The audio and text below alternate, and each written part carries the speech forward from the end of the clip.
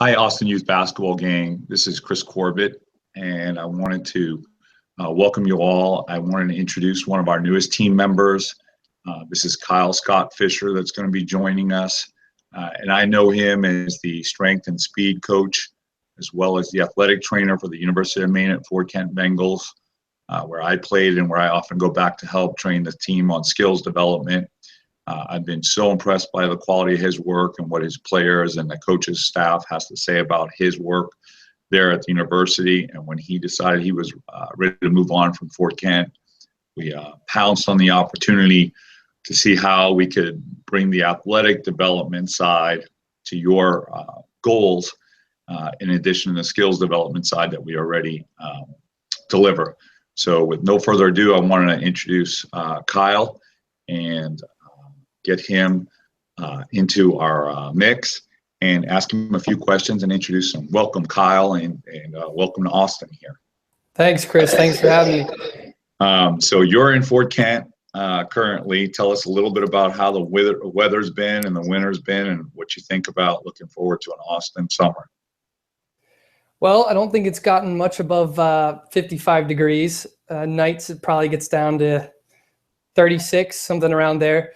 Rainy every single day, so I'm ready for some sunshine.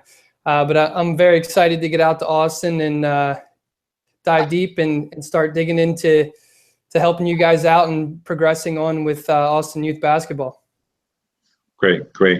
Tell us a little bit about how did you come to the decision as a young man to become an athletic trainer, in the educational process that you went through there and where your goals are moving forward?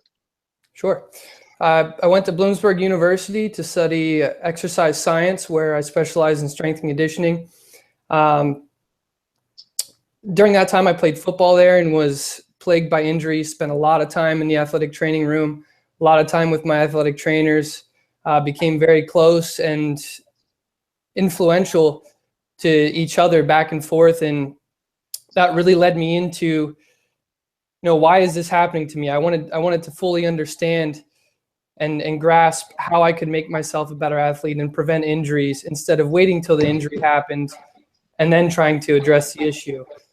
So from there, I did my internship, worked with a bunch of spring sports at Bloomsburg University, and then went to Florida International University, where I got my master's degree in athletic training. And during that time, it really opened my eyes to the things that I wanted to introduce in athletic training and wanted to bring a new thought process and a new approach to athletic training.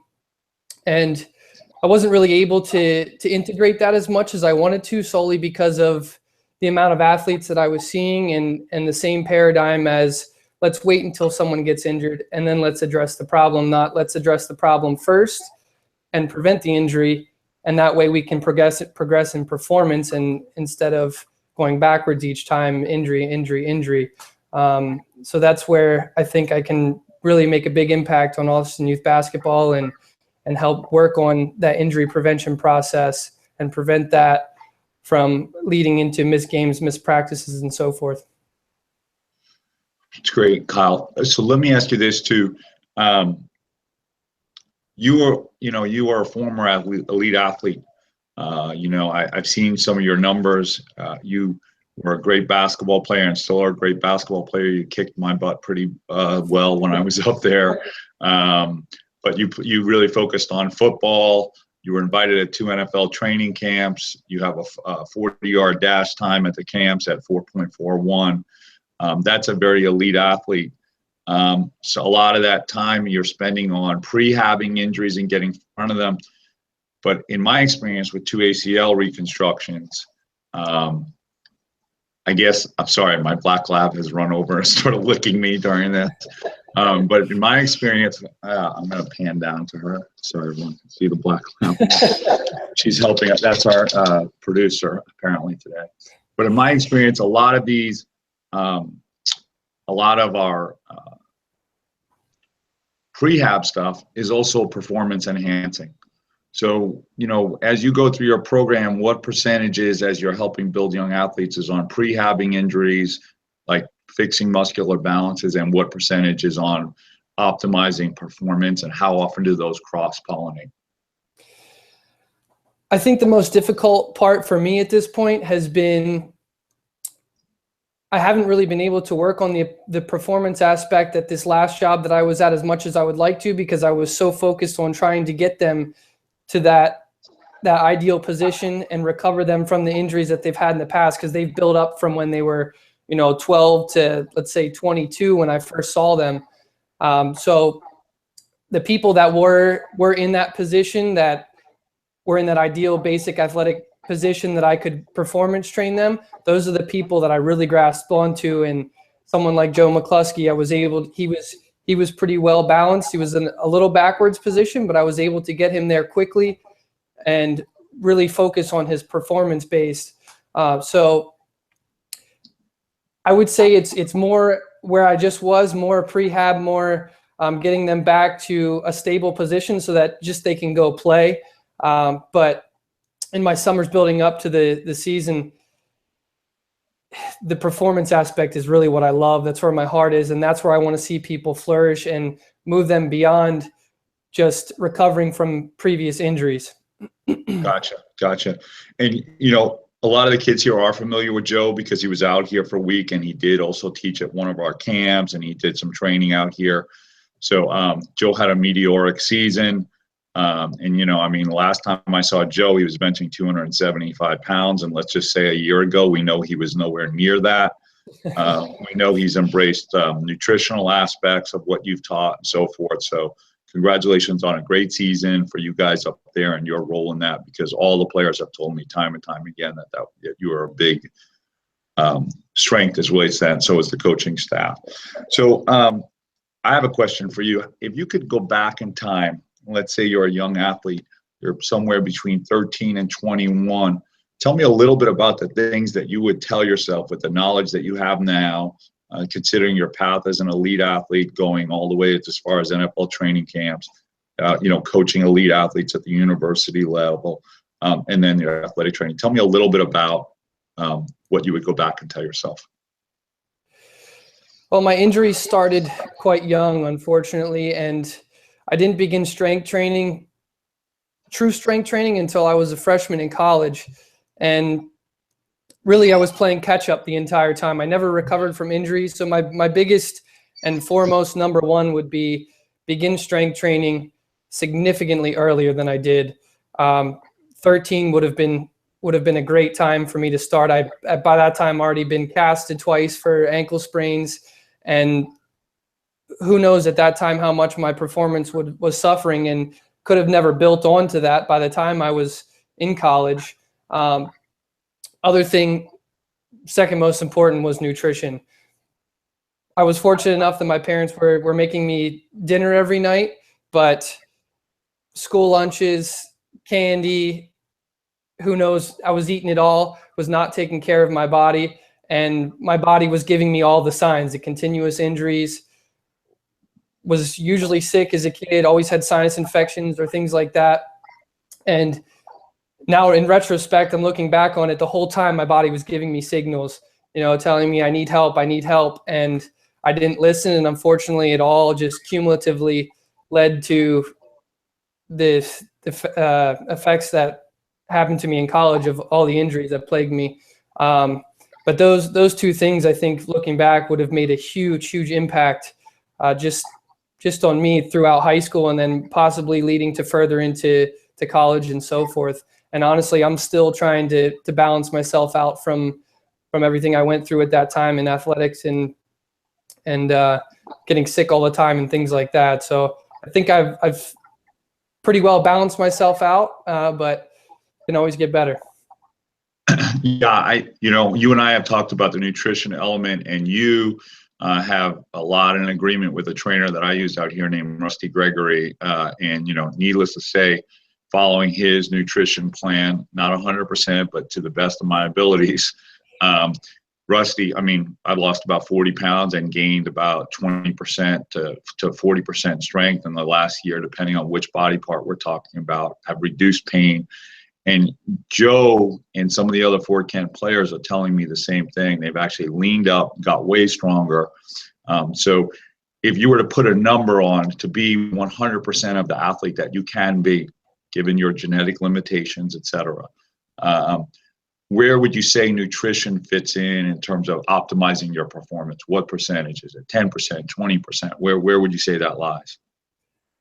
I'm going to throw a shot 50%, if not. How much? Solely because it's a 50 to 60%. Wow. Solely because it's a very controllable aspect to performance. It's something that you make a choice every single day of what you're going to put into your body. And yes, biomechanical issues can cause inflammation, but if you have inflammation in your body, which just about every athlete does, it's coming from nutrition. It's nutrition based. It's just changing the thinking of it. It shouldn't be, oh, I'm going to eat this because I want a dopamine release and I want to feel good today. It's, I'm using this as fuel. I'm using it for recovery. I'm using this to make me a better athlete. It's just kind of adapting and changing that mindset, really setting goals for yourself and knowing that you have the ultimate control of what you can put in your body. And of course, there's monetary limitations, and depending on where you live, the accessibility to the type of food, but the quality of your nutrition and the nutrients you're putting into your body should be of utmost importance to gaining optimal performance. Great, that's great. Okay, and we've seen some of the results that you've gotten with that. Tell me about the recurring, as a basketball guy now and somebody who's been in basketball strength and speed at the university level. Tell me about what you see as recurring problems in the game of basketball that perhaps are not being addressed from the strength and speed side. I have my own ideas of this in Austin, but I'd love to get your take. Sure. From what I've seen in the guys here specifically, biggest issues are range of motion by far. They may have been strength training, but they're strength training in a very limited range of motion, which in my opinion, range of motion for a basketball athlete is of utmost importance compared to many different athletes, because it's a top to bottom sport. To me, basketball players are the most top to bottom balanced athletes. They can play pretty much any sport in the world and succeed. So I think addressing strength in specific ranges of motion. So at different ranges of motion, they need to have top level strength, and it doesn't have to be power cleaning 375 pounds. It can just be putting a band resistance in a shoulder extended position or aspects like that. Like, for example, the biggest thing I've seen also is just getting in a defensive stance is painful for me to watch some of these guys, because their ankle range of motion is awful. Their hip range of motion is awful. And just those little minute things can become a huge, huge problem. Also, knee valgus, glute weakness, which all are coming from whether your range of motion is shutting that down, and now your musculature is shut down and you're using limited range of motion. But as the studies keep coming out, knee valgus, #1 predictor of ACL injuries. So really addressing that early is going to be a huge, huge thing. And these guys here have developed these over time. And by the time they get to me here, it takes a significantly longer time than if I were to have addressed it, let's say, when they were 13, 14, 15. And now they're 22, 23, 24. They have big egos, and now I got to fight against egos, changing those kind of things and getting past that, and then trying to just get him into a defensive stance. And that's been a great challenge for me. A lot of fun, learned a lot from it. And these guys were so receptive to it, and I think they got huge benefits from it. So we see that here. I'm dealing with my own daughter that's out 6 to 8 weeks with a knee displacement, which has a high rate of probability of reoccurring. It's also a pre-indicator to an ACL tear, which we see happening at a 60% higher rate with female basketball players than male basketball players. Tell us a little bit about, how forward basketball players are, their quad development, and the financial costs and the missed time course costs and the performance reduction by being a forward person as opposed to having muscular balance, not to mention the defensive capabilities. But, you know, that quad overdevelopment we see in basketball players and the hamstring underdevelopment. Tell us a little bit about the costs of that, and in terms of what the investing can save on the front side versus what the ER, the surgeries, the physical therapy, the missed seasons, and, you know, the lifetime of reduced performance and health issues related to it. Just briefly, I know that's a big question. Yeah, yeah, I was gonna say, I think I could spend hours on that one. Really, the biggest thing is addressing it early, and the toughest part is to address that before they really start strength training and creating these neurological blocks. They start trying to squat in these positions where they have no glute firing, their hamstrings aren't firing, they're leaning on their toes, they're not sitting back on their heels. Ultimately, you got to address that early and previously to beginning heavy strength training, or really any strength training at all. Starting from the basics is the most important. Just getting breathing down, things like that. It'll affect you from top to bottom, whether it creates shin splints, ankle sprains, hamstring strains. Like we were saying before, glute development it's taken over the physical therapy, sports performance world, and how important it really is. And most of these guys can't even sit in a chair without putting their hand back on the top of the chair just to let them sit down, because their glutes are just completely shut off. And how you even play defense like that is a maze to me. And then you're seeing hyperflexion in lumbar spine. Right, yeah, they don't play defense. You're seeing flexion in the lumbar spine, then you're getting kyphosis in the thoracic spine, and that's just the chain to build all the way to the top. Then it's affecting their shot, and it could be all coming just from the lack of glute fire. So addressing that early is definitely the biggest thing. And financially, I was just looking at this the other day. One ER visit is $1,233, and if you can prevent that, not to mention physical therapy on top of that, the copay going every time, getting 15 sessions, and then not even getting to the return to play aspect. I mean, it's really a half approach to where you're trying to get to.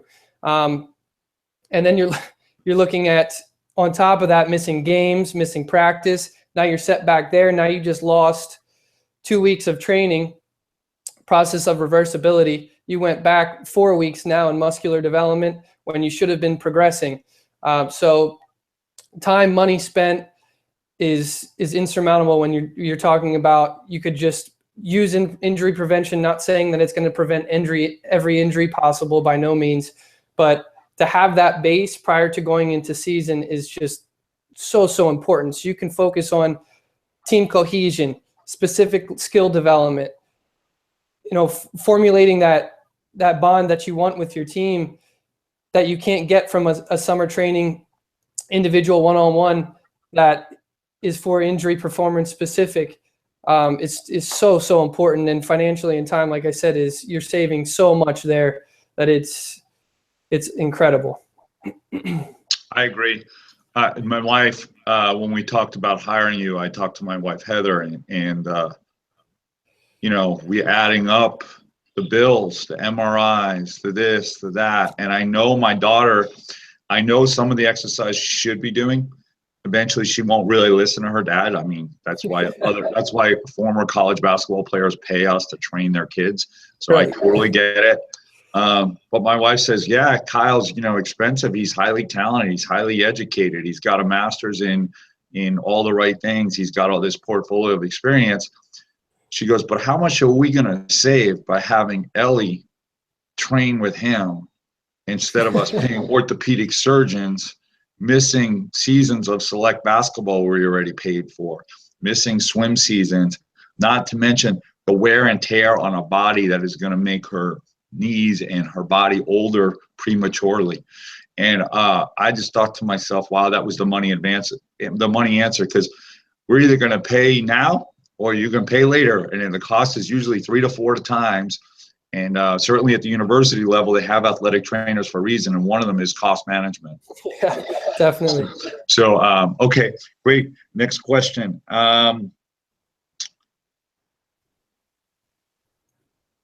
Tell me, what's an athlete to you? And are you ever too old to be an athlete? We even have some training programs for some adults, for instance. We have parents come to us with questions. I've had a lot of success following guidelines from my trainer, Rusty, and that are very similar to yours, that have been transformational. So a lot of people will come up to me and say, you know, sometimes they just see the weight loss, or the other day they saw me touch the rim by accident. I went to block someone's shot, my finger, and they hadn't seen that in a couple of years. So I get asked these questions. But what is an athlete to you? How much does it correlate to your talent level, or how old you are, or where you are in your comeback story? Tell me a little bit about that. To me, athletes are somebody that wants to wake up every day, get better, be goal-oriented, focus on themselves, and be able to push themselves to another limit, but at the same time be the best teammate in the world. So a little balance between a big ego and a lovable, sharing, kind teammate that is positive, energetic, and can feed off of each other. Somebody that can wake up every day, wants to push, drive, and better everybody around them, themselves. And that can be, you can be an athlete at your job, whether it be increasing your neurological performance, increasing your vision to better do something at your job. It doesn't have to be just playing a specific sport. And being too old, I don't believe anybody's too old to become an athlete. I hope I can stay an athlete until I'm standing at the edge of my grave. That's my goal. My drive in life is to be able to live as long as I can and perform at the maximal performance for eternity. And really, it's a personality. To me, athletes all have one kind of stereotypical personality, and those are the people that I love. They want to get better in any way they can, whether it be their handwriting, they're competitive in, doesn't matter, swinging a golf club in the backyard with somebody. To me, that's what makes up an athlete. And really, for example, even cooking, you want to be a better cook? Well, that's going to make you a better athlete. And I just think there's so many facets to that. And really, you can always improve no matter what age you're at. And like I said, maybe you want to improve your memory, improve your brain function. Any of those aspects will make you a better athlete, make you a better person, and make society better in itself. So I think really athletes are the ideal person in this world. They're just so well-rounded, so many facets to them, and I truly think everybody should have that mindset. That's awesome. That's cool. I like that passion. Tell me a little bit about what you learned from your time in NFL training camps that apply to the non-elite athlete. What did you learn from being around some of the best people in their craft, knowing what it got to be knowing what it took to get you to there, knowing what it would take, what separated them from you, and what things that you can pull from those experiences that you can share with less elite athletes?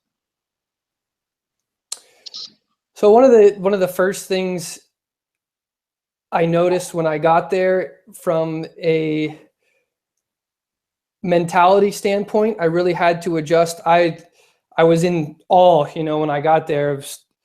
I met Jimmy Graham the first 2 days I was at training camp, and he was eating lunch right across the table from me, and I'm trying to, not be starstruck, realize that I'm here to be the best football player I can be. And I think just from a mentality standpoint, I didn't have the right mindset, and I've solely put that on myself. But a lot of these guys that played Division I football were in that spotlight all the time, and that was kind of like an awestruck for me. So I wish I would have really focused on the mindset aspect of it, and it really affected me from top to bottom. But I stuck out like a sore thumb there, I'll be honest. Level of performance for me was significantly different. I didn't approach my training like I should have. I was training 3 times a day, 7 days a week, sometimes 6, but a lot 7, and really burned myself out by the time I even got there. And I think that's something that I can really bring to the table and help people with, in that the work-life balance is so big when it comes to training in sports. Now, you want to stay fresh, you want to stay balanced. You need to have hobbies. You need to do things outside of sports to keep you waking up every day and going into the gym knowing that you are going to dominate this workout every time you lace up those sneakers and get onto the court. And for me, it still eats me to this day, because I think it really would have changed my approach going in there. And that's one thing that I really want to offer to kids, and guidance and how to approach that scenario. And like now I'm starting to play guitar again, because my work-life balance started to get off a little bit. So I'm starting to play guitar again and really try to find things to get me and keep me balanced, whether it be meditation, just anything like that is, I think, so important. And that's probably the biggest lesson that I took from that. But from the elite athlete standpoint, those guys approach it like it's a business every single day. They do, whether it be from eating the right foods, taking care of their body, recovery.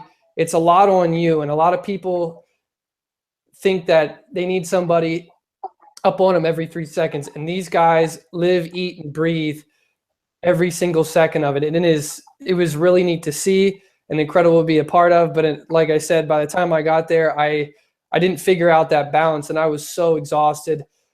I didn't take the time to do recovery, which is probably what led to me getting a concussion when I was at the Saints tryout, and just a culmination of really everything. And that's why I think I was put on this earth, to kind of bring this all together and help and guide people in that direction, so that they don't make the same mistakes that I do, and they can flourish at the right times. That's awesome. Steve Jobs from Apple says you cannot connect the dots going forward. You need that experience of failures and successes to be able to connect the dots. So I'm not necessarily the hugest Steve Jobs fan, but it definitely as relates to that. Like, I'm a huge fan of that. He gave a commencement speech at Stanford. For those of you who haven't seen it, YouTube it, and he talks about connecting the dots and the importance of that. So hopefully we'll all get to benefit from your successes and failures there. Periodization. You're hinting at it without using scientific terms. You and I were both were overtrainers. And I often tell the story of training next to Derek Fisher, often would be at the other side of the gym, and how we would be in there for 5 hours a day and this and that. And Derek had this plan, and he'd come in for 2 hours and he wouldn't have time for chit chat.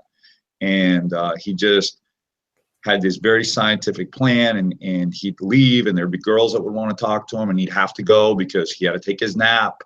And how ahead of his time he was on that. And also that while, yes, he was an elite athlete, that Derek Fisher was not this guy that you thought was like a mind-blowing athlete, and how I really think that his scientific approach enabled such a long, successful career for him in the NBA. But tell me a little bit about periodization, how you're not seeing in basketball, and how you'd like to help introduce that to us a little bit within the confines we have of AAU basketball and the other stuff going on. Sure. I think especially coming out, usually periodization programs, everybody's got a different philosophy, but coming out of season is probably one of the hardest parts to kind of get the athletes out, get them well balanced, get their mind right before they go into the periodization process of starting your next training progression.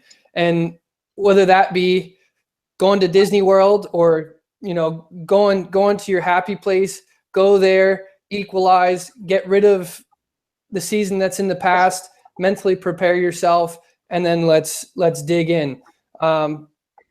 And for me, that was my biggest problem. That day that last game ended, next day I was in the gym preparing for the next season. And to me, some athletes can thrive in that environment, but I would say most cannot. And really starting in that postseason, addressing injuries, addressing mentality, and set goals for that next training progression is so huge. That's like a reset period, right? Reset, huge. And then start working back into weight training, start working back into your skill development. And it should be a slow progression. It shouldn't be, okay, now today we're gonna go straight into it and go kill it. It should be nice, easy, work back into it. And then that good couple months right before season, you should be loading, working on range of motion, preparing yourself. Injuries should be addressed and taken care of by this point so that you're starting to load and work through full ranges of motion. And then getting into the maintenance phase of the season where you're maintaining all of that work that you just did, not going backwards. That's probably the biggest mistake that everybody makes. Oh, we're in season now. I need to stop loading. I need to stop strength training. I can just do some flexibility, mobility stuff. It doesn't work like that.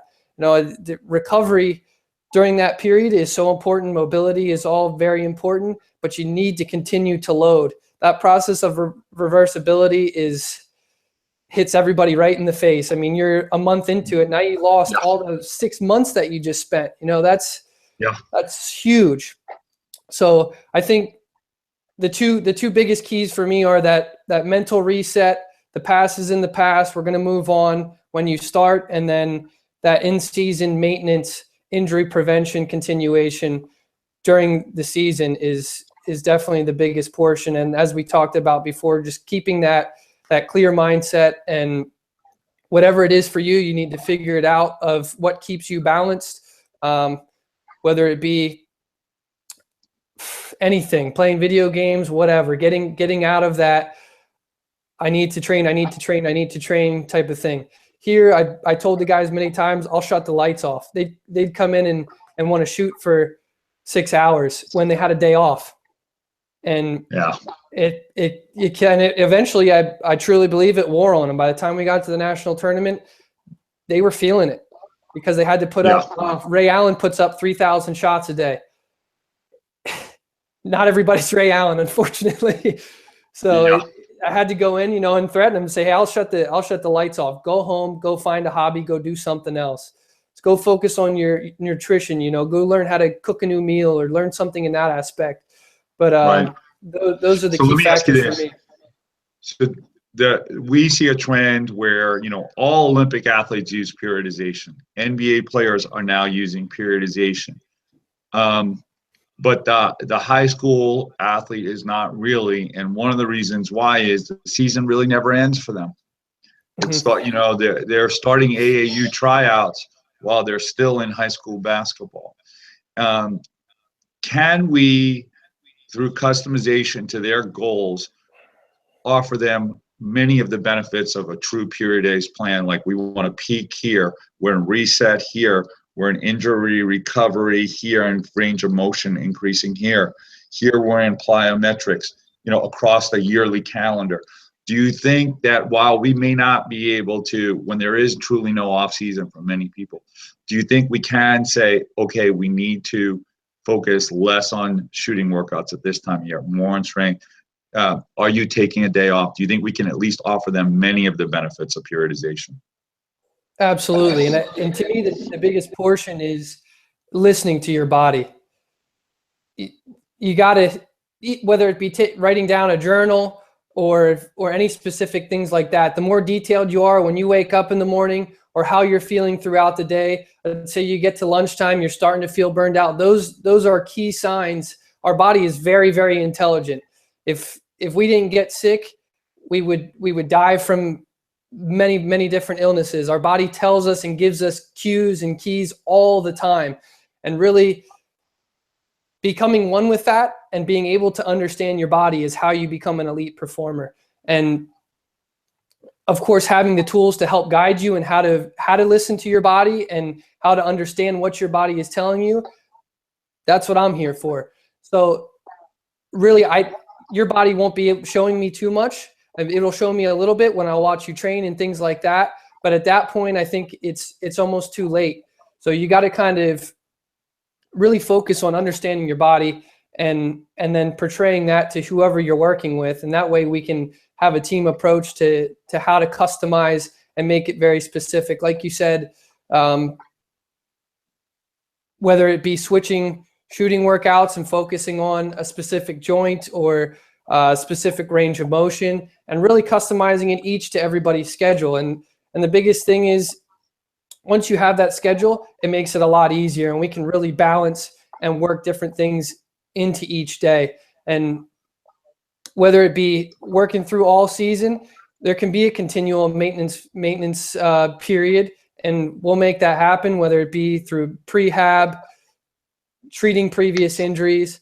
But really the biggest thing is allowing your nervous system to heal your body and making sure those are intact, because that's what's ultimately sending signals and allowing your body to release the specific hormones, specific chemicals, and spread it throughout your blood to get to those tissues to let it give you feedback. So as long as we can keep that nervous system intact, which is sleep, huge deal is sleep. A lot of people neglect that, and I could talk about that for hours and hours and hours of how important sleep is. So really it's hard to periodize if somebody's not doing those things: sleeping, nutrition, not focusing on those key factors for recovery, because we can't periodize if you're not ready to go that next day. Sure. Or focus on that. So those are the big things for me: listening to your body, picking up on those cues, nutrition, sleep. Those are huge for periodization. So it sounds to me like you feel like one of your roles here is not only going to be the guy that throws some weights up on a bar and yells at a guy to do it. There's an educational process in terms of wellness and developing a full person, including their health and mind connection, and getting them to understand the values and the benefits of committing down that path, not just to be a great high school basketball player or a college basketball player, but hopefully a commitment to a lifestyle of health. Is that accurate? Exactly. That's the most important right there. You nailed it. Okay, cool. We're really excited about bringing that part on, and we're hoping you can help my kids in particular. Keep them out of the pantry. Exactly. Next question. Sand training for basketball. I have some experience with it, having trained with the AVP beach volleyball player guys when I lived in Manhattan Beach, California, both on the prehab side, performance enhancer side. I have looked and gone back and trained with one of them last summer, specific to basketball movements. He was a basketball guy too, gold medalist named Eric Moana.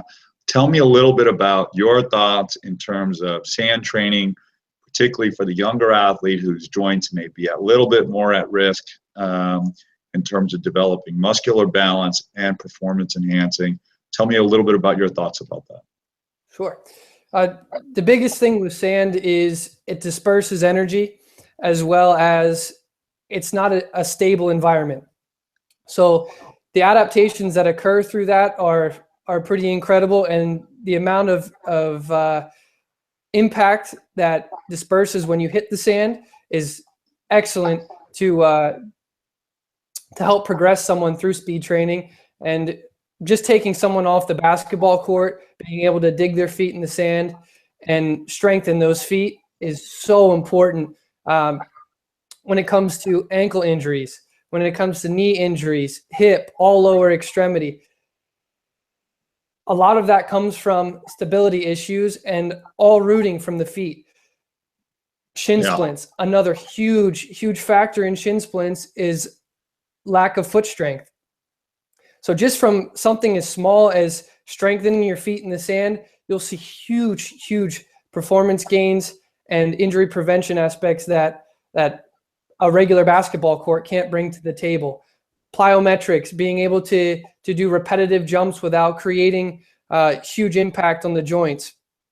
Another aspect that is big and that is well incorporated for anybody trying to gain performance increases, as well as just resistance. Doing bear crawls, drags through length and range of motion is excellent that you can't find in a gym. So just those kind of all together, it's amazing what you can do with a small sand pit. For well-balanced athletes, it's incredible. Yeah, I often tell kids, like, hey, if you had a choice between doing steroids or working out in sand, and let's just say steroids were legal, ethical, and good for you, that I would still choose sand. That you could get results so quick and so healthy without the downsides. Here in Austin, we're seeing a lot of kids for strength and speed are really being taught by football coaches. I know you're a football guy too. But, you know, my 13-year-old, for instance, and I'm not bashing their coaching staff there. This is the standard in Texas, and this is how they were coached, et cetera, and so forth.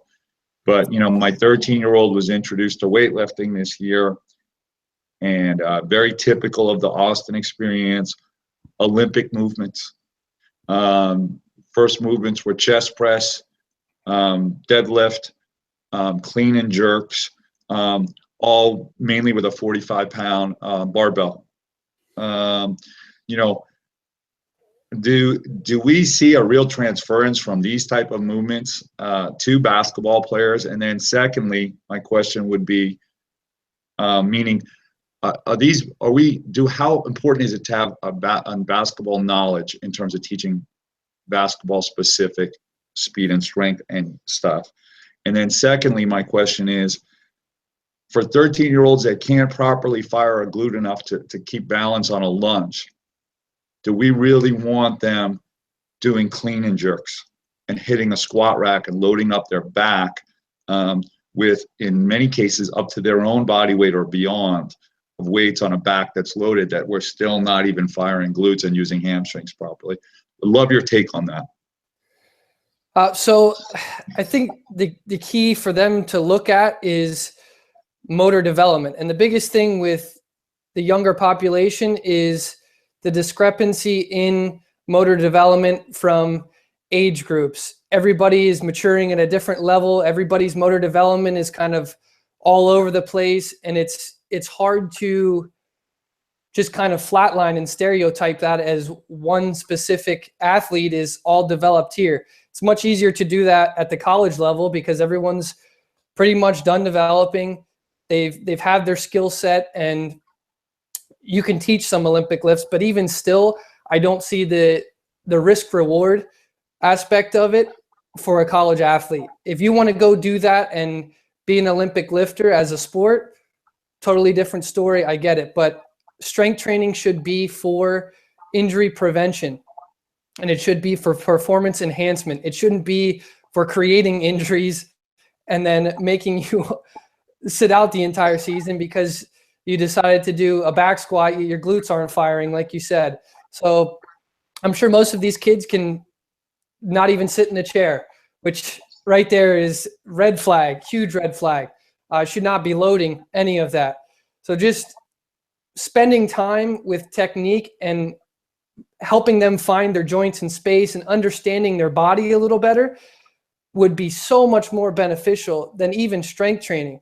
Because if they have a sense of their joints, where they are in space, have an understanding of how to work through a little bit of resistance, even body weight, there is a huge transferable aspect to the sport directly, especially through injury prevention. I mean, there's no reason a 13-year-old needs to be loading without spending at least a couple months on evaluation, proper movements, a lot of video feedback, and evaluations through things like that to help them understand and see kind of how they're moving through the world.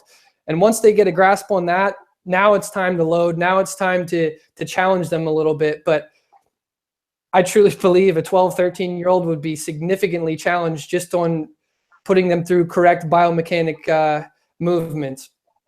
Yeah. So I think from that let me aspect, ask you this. And this is an exploration question. I don't want to put you on the spot, but assuming that these schools in this area are going to be pretty much forcing the kids to do these lifts, okay? Meaning we can't change the world. It is what it is. That's going to happen. I guess how critical is it that they get taught foundational movements when you say sitting in a chair, you mean sitting in a chair without writhing into it like an 80-year-old man and making a 6, meaning just simply lower their butts, using their hamstrings onto the chair, using their leg muscles and their core as opposed to using their arms or using their hamstrings more than their quads. So when you say that stuff, and we've discussed this at great length in our program already, and I've even discussed it with you and some of the 410 players, but how important is it that they get the mechanics of this stuff down before we get to that type of loading, assuming they're going to do it, whether we want them to or not, whether science supports it or not, it's happening. Okay, and then my next question is, do you think it's important that they go through that, and then that maybe someone like you with your background go and teach them these Olympic movements? Because often there are 45 people in one of these weight rooms, and sometimes the coach does not have your background of expertise, and let's just say they do. 13-year-old people are not necessarily the best listeners. So the coach could have told them the right way. They choose not to. So how important is it to teach the kids self-responsibility in terms of the weight room? Because I have real issues. We are having back injuries are becoming a normal thing amongst 13, 14, 15, 16-year-old people. And I do not recall back injuries being part of our athletic growth when we were kids. So something is going wrong. And I would argue core development's part of it for sure, but also these loading on bodies that don't understand space and centering their bodies, so forth. So how important would it be to take them through body knowledge, centering themselves, muscular balance, okay, and then moving them into that? Assuming they're going to do it, is it important that they learn how to do it the right way? It's absolutely key. And unfortunately, the culture has shifted. It went from nobody from under high school should strength train. And then it went from, okay, now everybody's strength training, but there was no, how should we approach this situation? It just kind of got flooded, and that's how it happened. So it took something that was excellent and a great concept that could be done so well and shifted it into something that is now getting a bad rap. And like you said, now we're having low back problems in kids in middle school, which is unbelievable and should not be the case. And I think a mirror is probably one of the greatest tools for them to have, just for that, to get that visual feedback and have them truly understand how their body functions will at least help them possibly get through those strength training sessions that they're doing, and possibly even get some benefit from it. So if you work with me, we're going to start right from the beginning of you understanding how your body moves, how to breathe, how to properly load and contract your hips along with your core, how to keep your knee from getting that valgus tilt, just kind of cues to help them understand what to look for when you're going through those ranges of motion and going through those exercises that, like you said, they may not be the greatest listeners, but if you give them that visual cueing and have them know where to look and know what to understand, just a few simple things that could make a world of a difference, I think would have such a great impact on at least getting them through, keeping them from low back pain, and possibly even getting performance gains from it. Absolutely, absolutely. Okay, I want to kind of wrap this up. I'm so grateful to have you coming on board. I'm so excited. I want to work with you myself. I don't know if you know, but I'm trying to explore the possibility of some athletic comeback. I don't necessarily know what that destination looks like. I've ruled out the NBA. But I'm looking forward to working with you in conjunction with my trainer, Rusty. Can't wait for you to work with my personal kids. And then, of course, all my kids are my kids. Austin Youth basketball kids are my kids. We're going to have options for them in terms of one-on-ones with you. They can do functional exams with you, so you can look at athletic performance plus muscular balance and any injuries, soreness, stiffness they have, so we can hopefully reset them and get them going in the right direction. We talked about educational opportunities that we're going to kind of drip on them in terms of seminars and touch points at camps, et cetera, and so forth, nutrition, mindfulness, and connecting that, and wellness habits like what sleep should look like for them, etc., and the science of taking care of your body and learning how to listen to it. And then we will also have sand training as an option for our players this summer. Anything else that you see us doing? I mean, we talked about, are you ready to try and help some of the parents of the kids we train? Because I will tell you, one of the greatest challenges we have going on, for instance, is the pantry. And what I mean by the pantry is there's 2 family members that eat like crap, and there's 2 that are trying to be better. And the truth is they'd all like to be better, but they're at different levels of commitment and most often different levels of education. But, you know, we have seen some families all make this transition, and it started with the one kid. And next thing you know, the whole family. And that's so exciting. And I'm still trying to get one of my kids on board. The other one's great, but one of them needs some work on this. But I guess, are you interested in helping adults write their own athletic comeback story? Meaning going from somebody who has lower back pain, that's currently working in a cubicle or an office at a computer, that they don't even know what range of motion is anymore. Are you interested in helping some of those people? Would love to. I think that's another huge aspect for me that I truly live for. Just being able to impact somebody like you said, sits in a chair. Well, we can make them a better athlete, make them a better parent, allow them to now go out and do things with their kids that maybe they couldn't previously do because of a previous injury or like that. You can become an athlete no matter what age you're at and experience huge performance gains.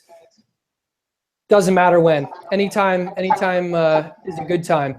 So like you said, whether it starts from nutrition top to bottom, I was that kid in my family. Went in one day to my parents' pantry. I came home from college and threw absolutely everything out right in front of them and said, today's the day. Maybe that wasn't the best approach, but I knew that they loved me and they were going to accept it at some point. And now they've drastically changed. And every time I go home, it's amazing and so humbling to see that they listened and are getting exceptional health benefits and have improved themselves exponentially. So I know what people are going through, and I was that guy myself. So it's been a lot of fun, and I'm excited to hopefully help an entire family from top to bottom. That would be excellent. Okay, great. Will you get out here June 10th? Is that correct? June 10th. And we look forward to having you. And for families that are looking to add strength, speed, sand training, nutritional support, or perhaps write your own athletic comeback story. And also, this will help you be a better parent. We've seen it here in my house.